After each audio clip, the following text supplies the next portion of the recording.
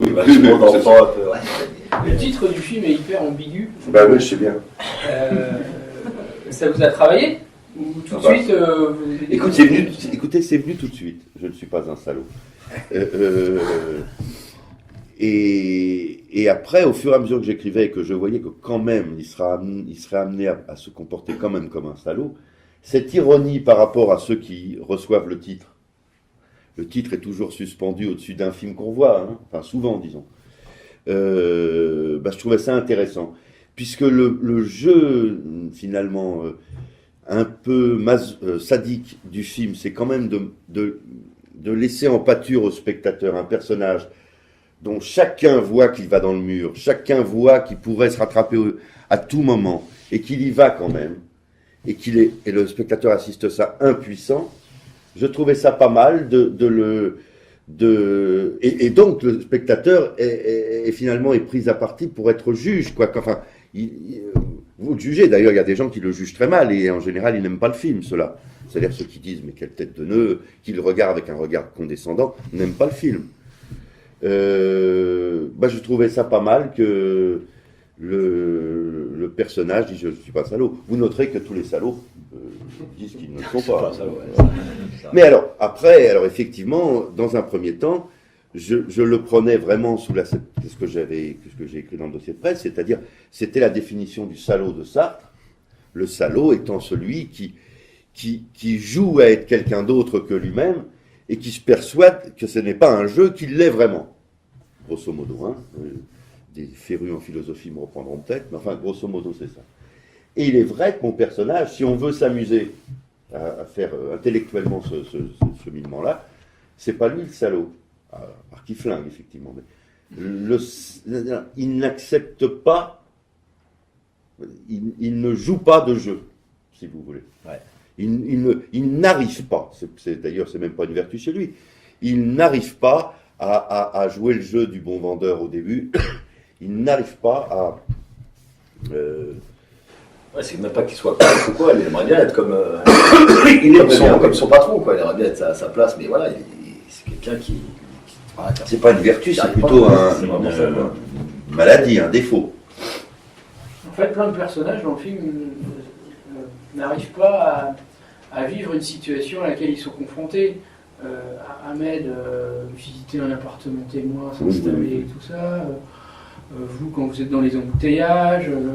Mais pour moi, Ahmed et Eddie, et la copine d'Ahmed et la femme d'Eddie, ce ne sont pas des gens différents. Dans mon idée, d'ailleurs, je me disais toujours que Ahmed et sa copine, quand ils visitent cet appartement témoin, voilà, c'était peut-être le même couple quand le petit n'était pas encore né. Et c'est pour ça qu'on s'est amusé à remettre, enfin c'est les petits détails, mais la musique qu'ils entendent du mobile pour enfants, on l'entend plus tard quand Mélanie fait le lit chez Ikea, là, on va pas dire Ikea, chez Ikea. Et d'ailleurs, sur la plateforme téléphonique, c'est pareil, quoi. Ahmed, il se retrouve où il s'appelle Michel Legrand. Ils s'appellent tous autour, ils s'appellent tous Michel Legrand, les hommes comme les femmes, les blancs comme les noirs, les jaunes. Donc là, c'est pareil, il est en train de jouer un rôle. Celui-là, oui, c'est que je veux dire, si on voulait être provocateur, si vous voulez, sur la base de la définition, le salaud, c'est Ahmed à la fin, si vous voulez. Il joue à être quelqu'un d'autre que lui. Alors évidemment, tout ça est très théorique, hein, c'est très intellectuel. Dans les faits, c'est pas comme ça, j'espère qu'on le ressent. Est-ce que justement, vous avez tenu à ce qu'il y ait une ambiguïté sur le fait qu'Ahmed puisse être coupable? Ou au contraire, pour vous, c'était clair? Écoutez, moi, j'ai rien fait pour qu'il soit... Vous me direz où est-ce que, selon vous, vous avez pu penser qu'il était coupable. J'ai rien fait pour que les gens se disent... J'aurais bien aimé, à la limite, parce que je pensais que mécaniquement, c'était peut-être plus intéressant qu'on se dise à un moment donné, mais au fond, c'est ce qu'il dit, il y était. Pour le dire autrement, il est vrai que dans la bagarre, ça va trop vite pour que vous le voyez, mais votre œil le voit. Votre cerveau ne le sait pas, mais votre œil le sait. Celui qui lui donne vraiment un coup de tournevis, c'est le comédien qui fait Ahmed, qui est venu sur le tournage pour ça. Vous voyez? Pour qu'au fond, on puisse se dire effectivement, peut-être qu'il a raison. Ou en tout cas, moi j'aimerais bien qu'on se dise que sa confusion du départ est une confusion tout à fait probable et possible. Et que dès le début, il n'essaye pas d'enfoncer un mec pour le plaisir de l'enfoncer, quoi. Il se trompe, honnêtement, disons. Sur le casting, vous avez fait appel à des acteurs non professionnels. Oui. C'était une intention. Moi, vous savez, c'est plus rare de travailler, pour moi, de travailler avec des comédiens comme Nicolas que de travailler avec des non-professionnels. J'ai commencé comme ça, c'est plus... sinon, ma tasse de thé, je m'y sens bien. On va faire des mecs super, quoi. Celui qui fait le juge, c'est un vrai juge, a été exceptionnel. Vraiment. Je te raconterai des trucs là-dessus. Tu vois. Ah, bien. Non, mais des choses amusantes. Vraiment. Ah ouais, non, maintenant, parce qu'il était exceptionnel. Oui, il est exceptionnel. Vraiment. Ouais. Pour l'avoir déjà vécu, moi, j'étais vraiment... Ah oui. Sur la fin, en fait, quand il arrive dans le magasin avec le sac et les lunettes, pourquoi avoir choisi justement de filmer jusqu'au bout la scène, alors qu'on aurait pu... Vous l'épargnez. Ouais, voilà. Vous avez souffert. Écoutez, je voulais vraiment qu'à la fin, ça finisse par, disons, un cri. Que ce personnage-là, qui, vous l'avez vu, n'est pas quelqu'un qui parle. Il n'a pas les mots. C'est souvent pour ça qu'il s'énerve. Quand il s'énerve auprès de sa femme, c'est souvent parce qu'il n'a pas les mots. Eh bien, un type qui n'a pas les mots, eh bien, à un moment donné, il faut que ça sorte. Et je voulais que ça soit l'expérience, ça hurle, quoi. Et puis, j'espérais à ce moment-là, j'espère qu'il en reste encore, même après les événements de novembre qui changent un peu la donne. Oui. De perception, hein, je veux dire, qui n'a rien à voir dans les thèmes, mais dans la perception, un type qui sort un flingue dans un lieu public. Bon, Je pense qu'en effet, ça... Oui, je sais bien. Nous, on a vu la différence. Hein, avec Ouais. Ah bah oui. On a vu bah la oui, différence on a vu. avant, on l'a déjà présenté avant. Ah oui, la fin n'a jamais été remise en question, et depuis, j'en le vois, je le lis dans la presse. Les gens déjà. se ferment. Hein. C'est vrai que c'est... Mais je dois dire sans même ça, moi-même, qui l'ai revu, vous voyez, avant un débat, je ne l'avais pas vu depuis plusieurs semaines, j'ai été surpris de voir que ça me faisait un effet vraiment beaucoup plus violent que je l'avais, alors que j'y ai travaillé, au mixage, on règle chaque coup de feu, vous voyez, à ce moment-là, au mixage, on dit, attends, un peu plus, vas-y, monte un peu, vous voyez. J'ai voulu, alors que ça finisse comme un cri, et aussi, et c'est là où je me suis fait avoir par ces vagues de violence là du mois de novembre, c'est que je voulais vraiment que ça se termine comme une tragédie, vous voyez, que tout d'un coup ce personnage est un personnage tragique, et qui va au bout, et le bout c'est forcément tout casser et se tuer, si vous voulez. Et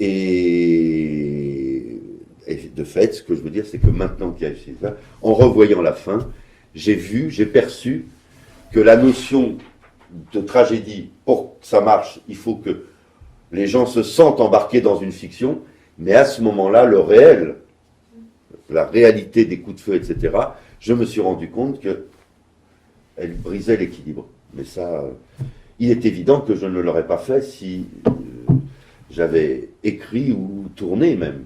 Ou si ça avait eu lieu 2 jours avant le tournage, j'aurais remis en question la chose. Pas par moralité, pas parce que... mais parce que je me serais douté que ça change la donne. On est toujours deux quand on fait un film, je veux dire, on est plusieurs, mais dans la réception d'un film, il y a aussi celui qui réceptionne, le spectateur.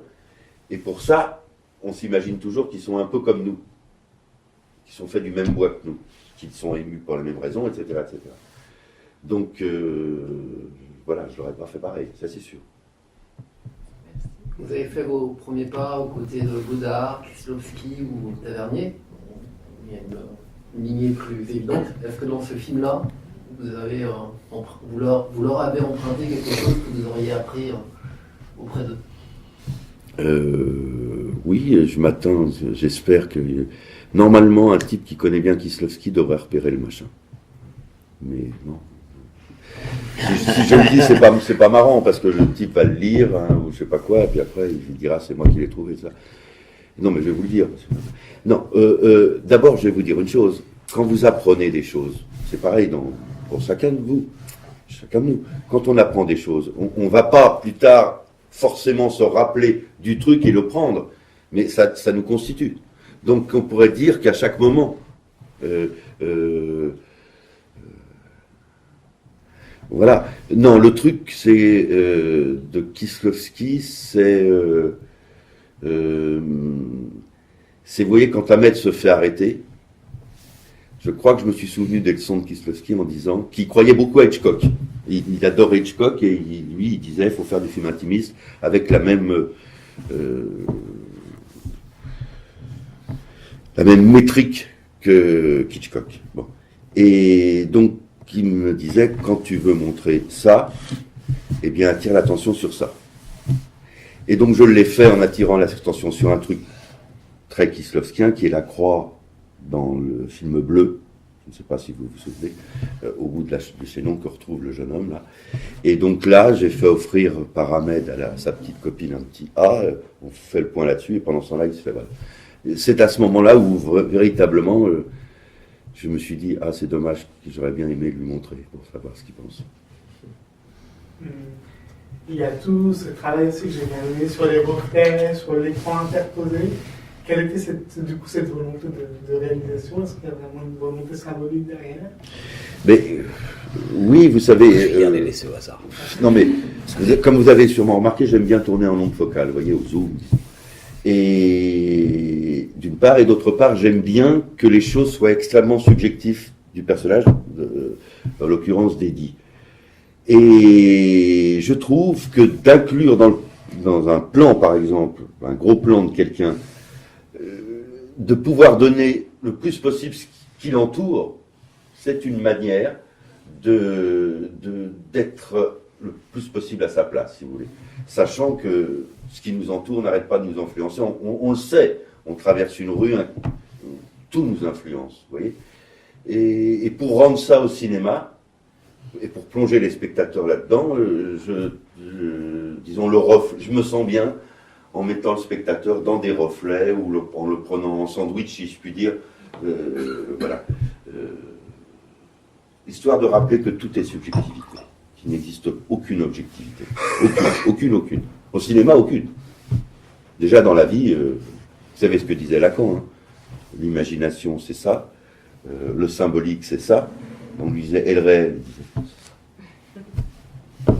Le film a reçu le prix de la mise en scène à Angoulême, et vous avez obtenu le prix de meilleur acteur. Est-ce que le film a eu d'autres récompenses de films? Moi, je me suis en train de s'arrêter au courant. T'en as eu toi? Non, moi j'ai rien eu. Non. Ah non, si, on a été dans un festival à Florence, mais qui n'a pas de prix, mais comme ils ont beaucoup aimé le film, ils en ont créé un pour nous. Alors on a le prix du festival de Florence de cette année, voilà. Et en fait, la gestation était très longue, parce que je crois que ça a été tourné en 2014. Vous avez été primé en Angoulême l'été dernier, et le film ne sort que maintenant. C'est pas... Ça, allez voir. Ouais, on a eu plusieurs dates Oui, c'est les distributeurs, ils font leur sauce. Ouais. Voilà. Oui, ça a été sur ce film, ça a été le cas, même si on remonte en avant, pareil. J'ai écrit le scénario, il a eu l'avance sur recette. Bon, à partir de ce moment-là, j'ai attendu quasiment un an. On a failli perdre l'avance sur recette, parce que vous savez, si au bout d'un moment vous ne tournez pas le film, vous la rendez. Et avant que le film se fasse, parce que le montage financier était très pénible, les gens ont eu peur, évidemment, de la noirceur du film, de la noirceur du personnage, de la fameuse, combien nous ont dit, c'est fou, hein, les Michel, et ils n'y voyaient pas la rédemption du personnage. Tiens, tu savais que le comédien dont on parlait, il avait fait un film qui s'appelait... Ah bah si je dis le titre, pour ça. Non. Mais Mea culpa. Comme ça, c'est clair. Vous voyez le personnage, Mea culpa.